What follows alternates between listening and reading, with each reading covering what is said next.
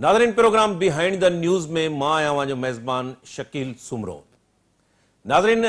America के अॻूणे परॾेही वज़ीर हेनरी किसिंजर अॼु 3 नवंबर जे ॾींहुं 100 वरहनि जी ॼमार में लाॾाणो करे वियो आहे। हेनरी किसिंजर जो जॾहिं नालो अचे थो पियो त दुनिया के मुख़्तलिफ़ अहम वाक़िअनि ख़ासि तौर ते जंगी ॾोहनि, काउंटर इंटेलिजेंस ऐं मुख़्तलिफ़ जेके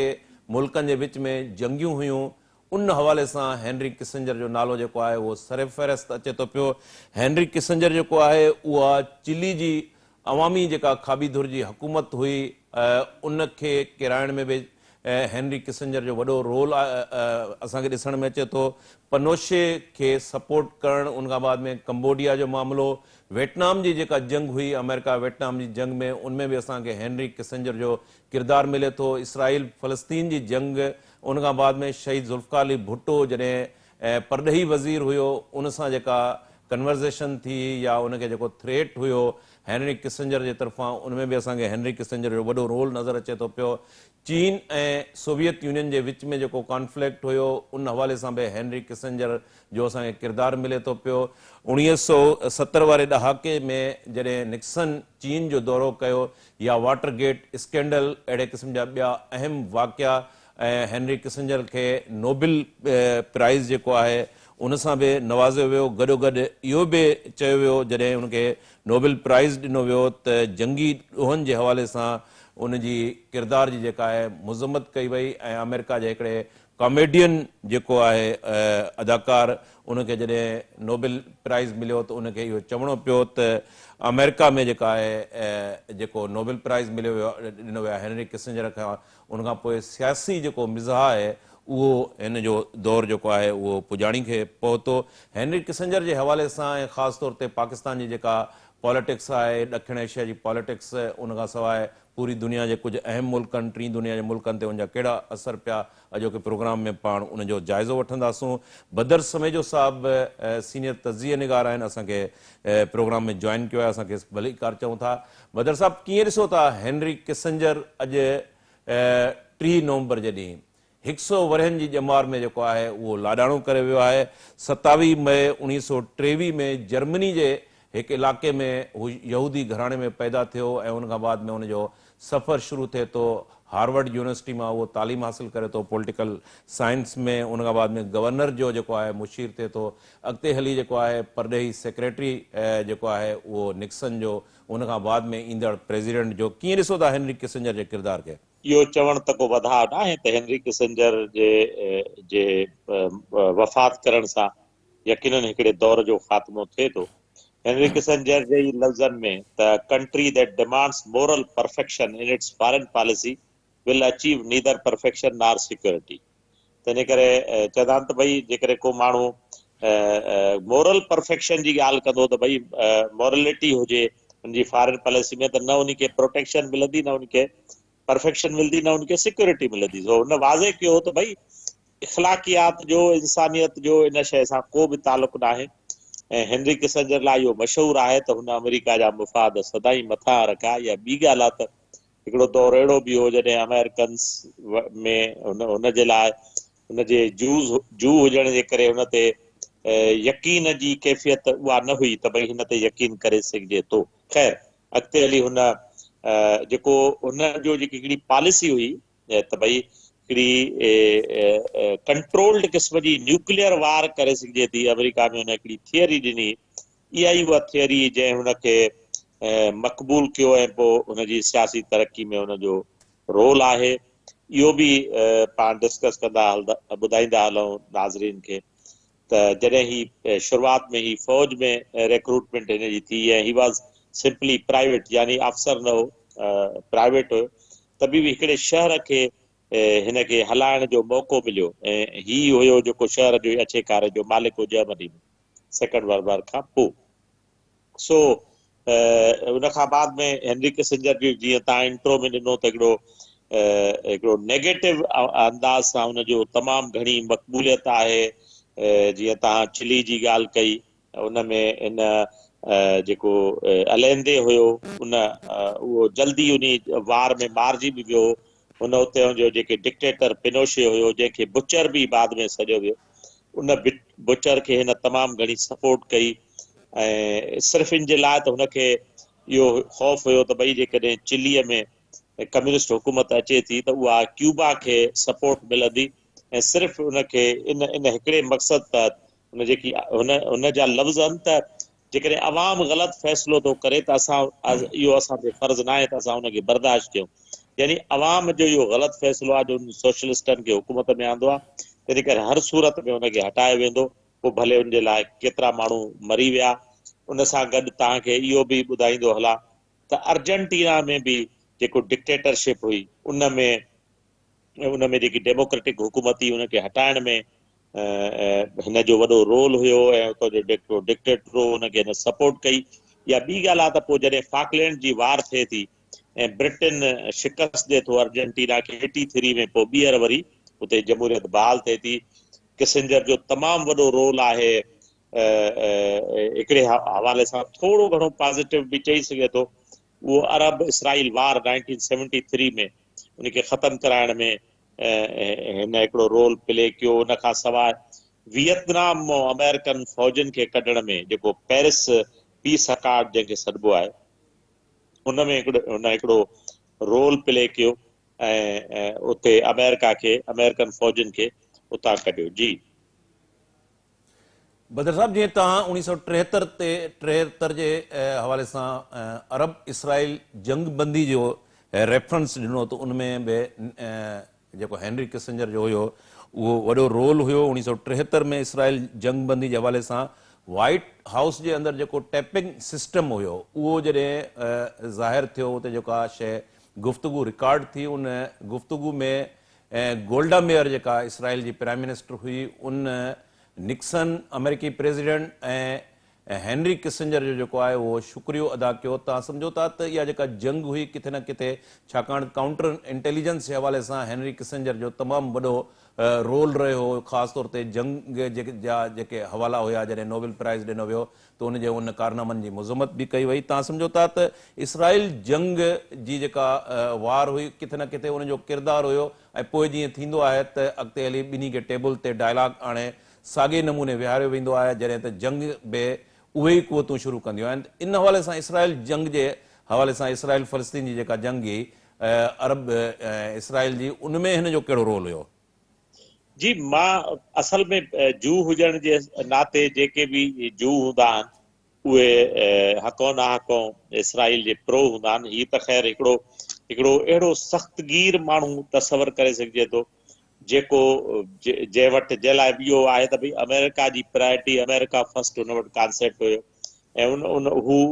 हुन वटि अहिड़ो कोई बि पैरामीटर न हो त उन जंग में अमेरिका छा थो करे, छा अमेरिका कंहिं ज़ुल्म में मुलविस आहे, छा केतिरा माण्हू मरनि था। जीअं असां पंहिंजे पहिरीं ॻाल्हि में चई वियासीं त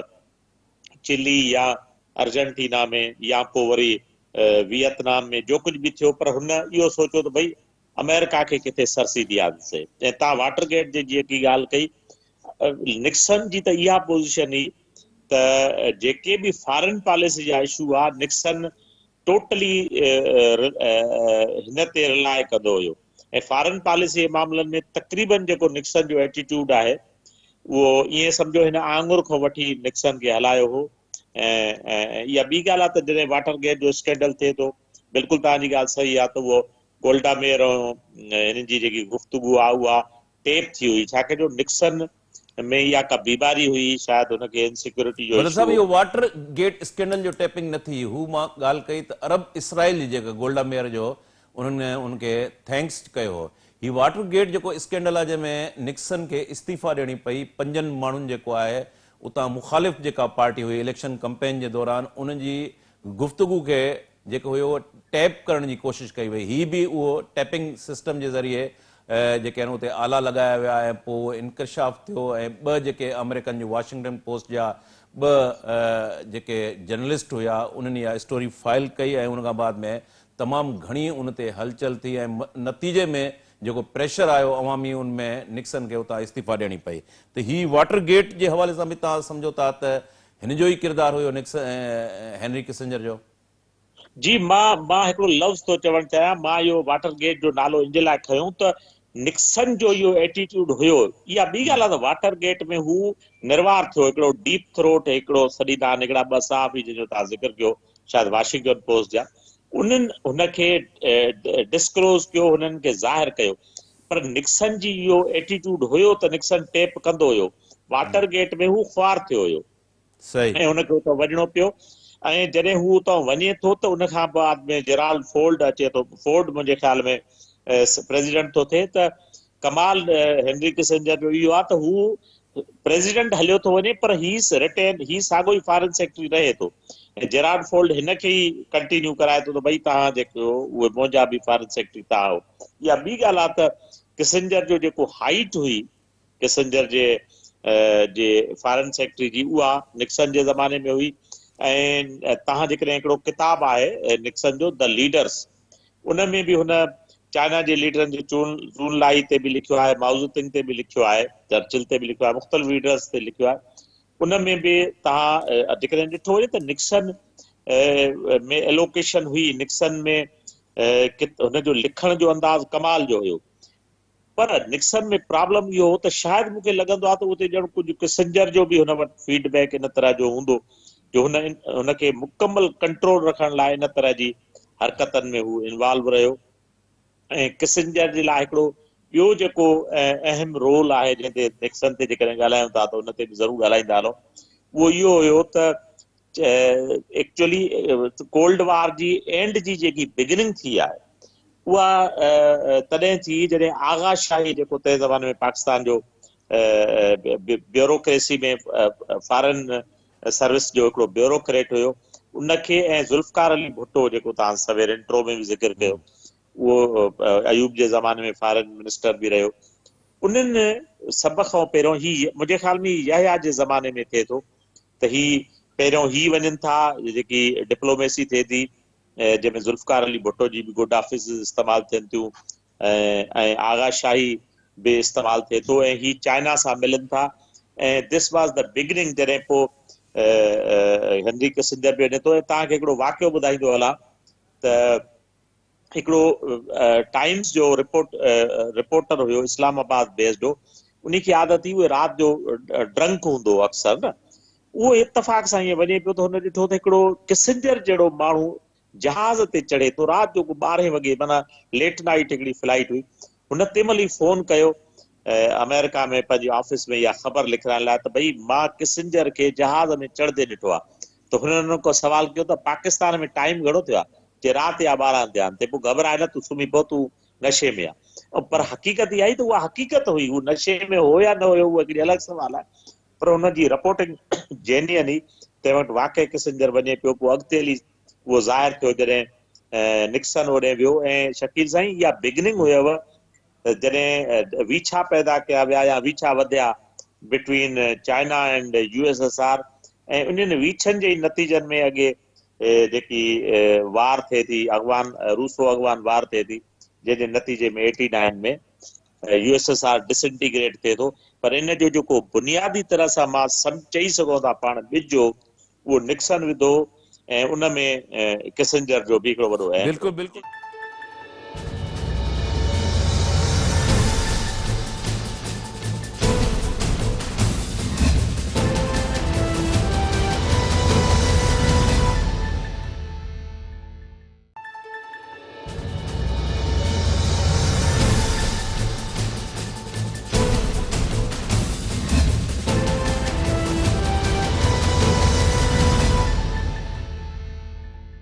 बदर साहब 1972 में जेका आहे हेनरी किसिंजर जी कोशिशुनि सां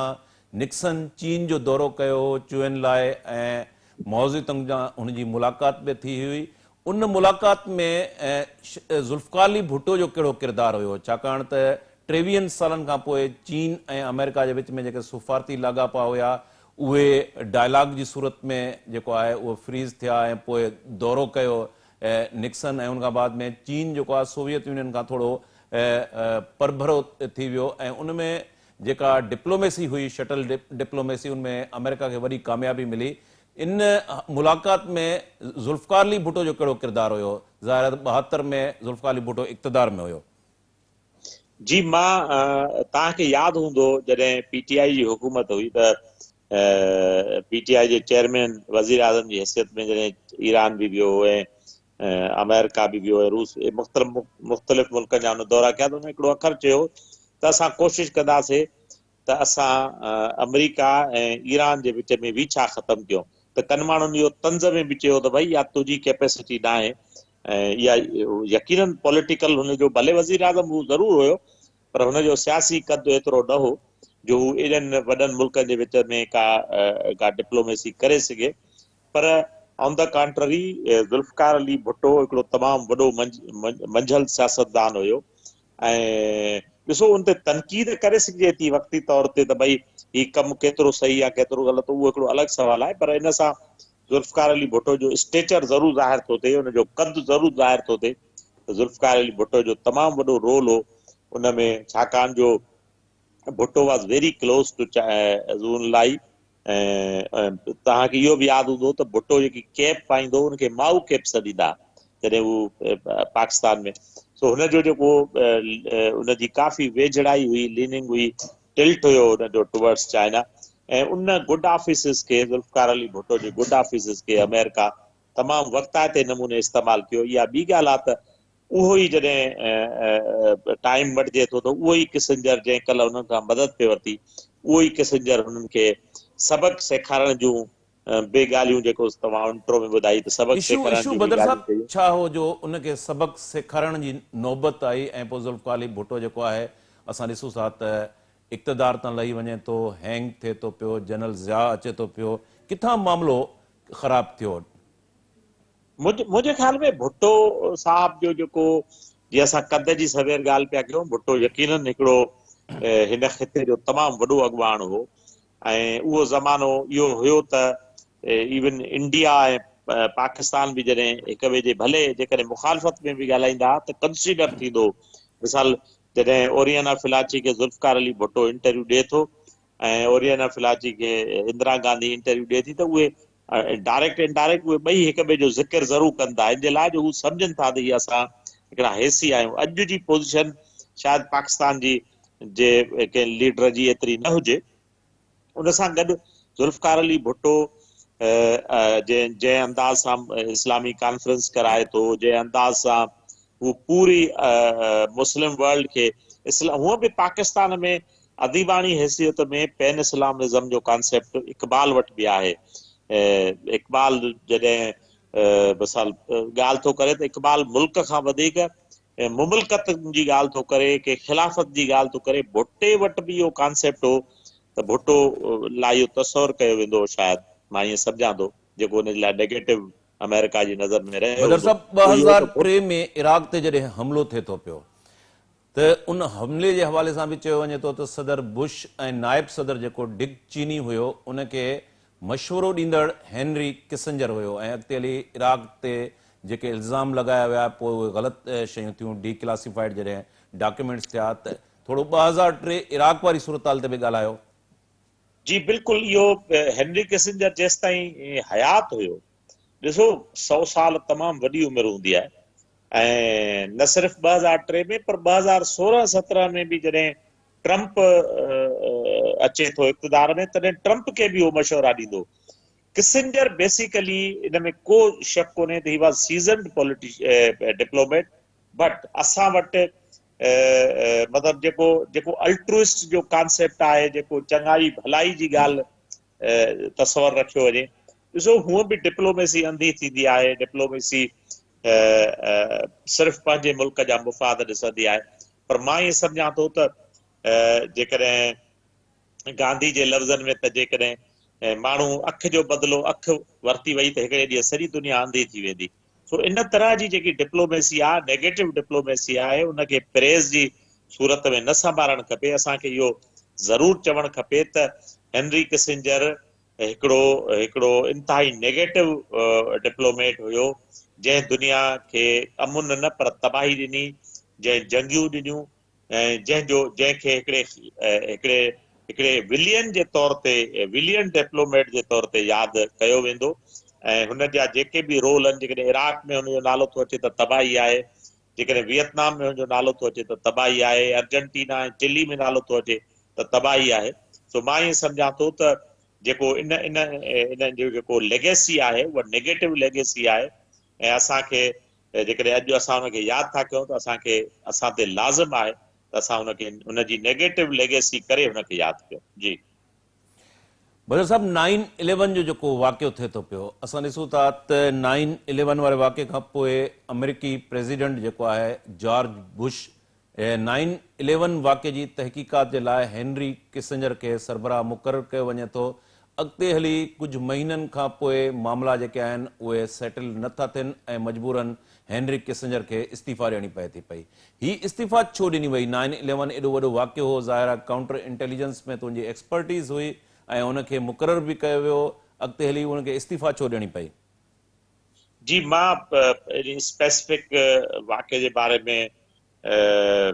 मुंहिंजी का मतिलबु का एॾी स्पेसिफिक राय न आहे। बाक़ी मां ईअं ज़रूर थो सम्झां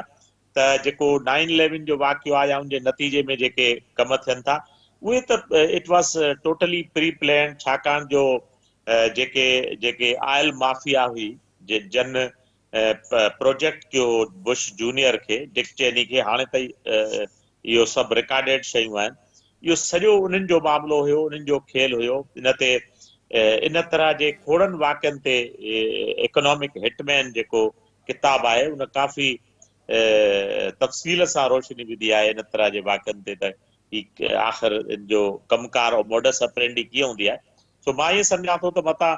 हेनरी किसिंजर हुनजे जेको मॉडर्न आयल जी जो जेको बिज़नेस हुयो उनखे प्रॉपरली ग्रेस्प न करे सघियो हूंदो ऐं डिक चेनी वारनि वधीक डायरेक्ट अप्रोच रखण जी कोशिशि कई हूंदी ऐं हीअ शायदि थोरो स्लो हले हा, बिकॉज़ ही ओल्ड टाइमर त हुयो, तो हिन जी डिप्लोमेसी में बि थोरी स्लो हुजे हा, त इन करे हुनखे हुन खां अलॻि कयो वियो हुजे। बदर साहब, असां ॾिसूं था त जिमी कार्टर ऐं बिल क्लिंटन जे दौर में ख़ारजा पॉलिसी जेका आहे उन ख़ारजा पॉलिसी जे हवाले सां जेको मिडिल ईस्ट आहे उन्हनि जी कोशिशि हुई त मिडिल ईस्ट में फौरी तौर ते नतीजा वठजनि। जॾहिं किसिंजर जो ख़्यालु हो त फौरी तौर ते न, स्लोली ग्रेजुअली नतीजा वठजनि, ऐं उन हवाले सां जिमी कार्टर ऐं बिल क्लिंटन सां असां ॾिसूं था त हेनरी किसिंजर जी एसोसिएशन उहा न हुई जेका निक्सन या उन खां बाद में ईंदड़ प्रेसिडेंट्स सां हुई। जी हिकिड़ो त सबबु इहो हूंदो त because he was very close to Republicans,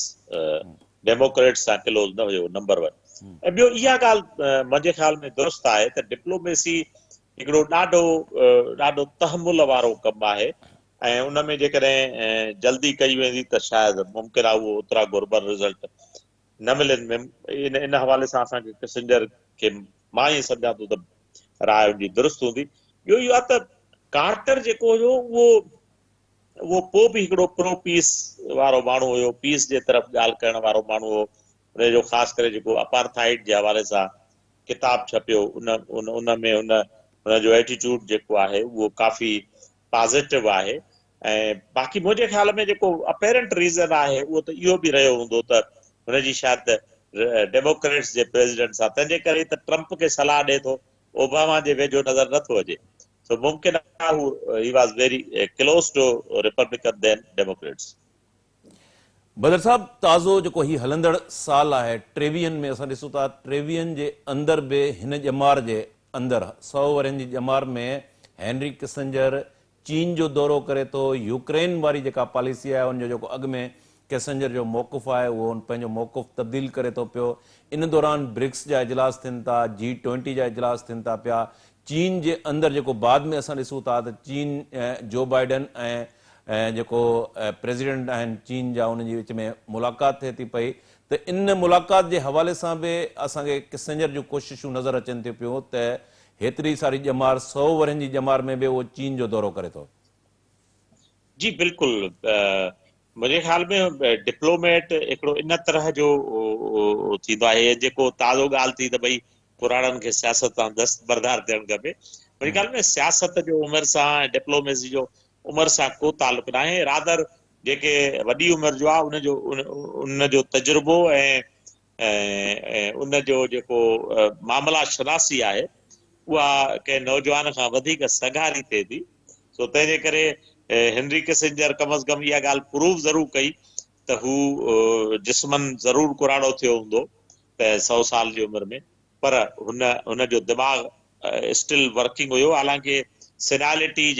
जा इफेक्ट जेके थींदा आहिनि, ओल्ड एज जा जेके इफेक्ट थींदा आहिनि, उनमें डिमेनिशा या मुख़्तलिफ़ मामला थींदा आहिनि जॾहिं माण्हू जी यादगिरियूं ख़तम थी वेंदियूं आहिनि। इन जो मतिलबु आहे त ही वञण घड़ी ताईं हिन जो दिमाग़ सालिम हुयो, तंहिंजे करे हू हुनखे इस्तेमालु करणु बदर जे साहब, लाइ लास्ट तयारु क्वेश्चन, हो। अमेरिका जी असां परॾेही पॉलिसी ॾिसूं था पिया, उनजी सिक्योरिटी जी पॉलिसी ॾिसूं था, त उनमें वार इकोनॉमी खे अमेरिका जेको आहे प्रमोट कंदो रहियो आहे। ऐं गुज़िरियल जेकॾहिं 100 वरहनि जो हेनरी किसिंजर जो जेकॾहिं ॼमार ॾिसूं त उनमें वॾो अरसो जेको आहे उहो हेनरी किसिंजर जा जेके आहिनि उहे इन पॉलिसी मेटर ते मशवरा जेके आहिनि शामिल थींदा रहिया आहिनि। हाणे अवां कीअं ॾिसो था पिया त चीन जेको आहे उहो बि इकोनॉमिकल तौर ते राइज़ थिए पियो, ऐं उनखां सवाइ सोवियत यूनियन त न रहियो आहे, रूस जेको आहे हिन वक़्तु उहो उते प्यूटन वेठो आहे, ऐं ईरान या मल्टी जेके पोलर कुवतूं आहिनि उहे अॻिते अची रहियूं आहिनि। तव्हां सम्झो था त अमेरिका जी उहा ई पॉलिसी रहंदी, वॉर इकोनॉमी खे प्रोमोट करण वारी, जेके हेनरी किसिंजर जा मशवरा आहिनि उन ते अमल पिरा हूंदो, या अवां सम्झो था ईंदड़ वक़्त में अमेरिका जी जेका पॉलिसी आहे उहो उनमें बि वॾो शिफ्ट तब्दीली अचण वारी आहे? जी, वार जी जेकी पॉलिसी आहे उहा कमज़म हाणे रिसेंट पास्ट में त इहो ॾिठो वियो आहे त उहा का ख़ासि इफेक्टिव कोन थी थिए, ख़ासि नतीजा खेज़ कोन्हे। यूक्रेन में तमामु घणी कोशिशि कई वई, यूक्रेन में नेटो खे बि इंगेज कयो वियो, यूरोपियन पावर्स खे बि इंगेज कयो वियो अगेंस्ट रशिया, पर यूक्रेन जी जंग में को ख़ातिर खां नतीजा वेस्ट खे न मिलिया आहिनि। ऐं ताइवान जे मामले में बि कोशिशि कई वई आहे, पर उते बि को ख़ासि उनखे उन कंफ्लिक्ट खे को ख़ासि रुख न मिली सघियो आहे। सो मां इहे सम्झां थो त वार जेकी आहे उहा हाणे आउटडेटेड जे नाहे त थियणु खपे, छाकाणि जो हाणे वेपन एॾो डेडली आहे जो का बि वार जो को बि मिसहैप तमामु वॾो नुक़सानकार साबित थी सघे थो। तंहिंजे करे यूएस, मां सम्झां थो त ख़ासि करे जेकॾहिं तव्हां G20 जे जीअं इजलास खां पोइ असां डिस्कस कयोसीं त हुननि हिकिड़े कॉरिडोर जी ॻाल्हि कई। चाइना मूंखे लॻे थो त हाणे डिप्लोमेसी खे नवां रुख ॾियण में तक़रीबन कामयाब थी वियो आहे, जो वेस्ट पंहिंजनि मुल्कनि सां गॾिजी, जेके हुन सां गॾु आहिनि मुल्क, उन सां गॾिजी कॉरिडोर्स जी ॻाल्हि थो करे ऐं बिज़नेस जी ॻाल्हि थो करे ऐं ट्रेड जी ॻाल्हि थो करे। मां ईअं सम्झां थो त हाणे मॉडर्न वर्ल्ड में ट्रेड रिप्लेस कंदो वार खे, जीअं कंहिं ज़माने में वार खे, जंगनि खे रांदियुनि रिप्लेस कयो हुयो, ऐं रांदि बि हिकिड़े तरह जी जंगी आहे, सिर्फ़ु उन में रांदि जी सूरत में उहा कई थी वञे। सो हाणे ट्रेड रिप्लेस कंदो वार खे, ऐं जॾहिं ट्रेड वार खे रिप्लेस कंदो त दुनिया खे लीड चाइना कंदो, अमेरिका न, जेकी मुंहिंजी राय आहे। महिरबानी बदर समय जो साहब। नाज़रीन, हिते प्रोग्राम जो वक़्तु पुॼाणी खे पहुतो। पंहिंजे मेज़बान शकील सुमरो खे इजाज़त ॾींदा। अल्लाह वाहिद।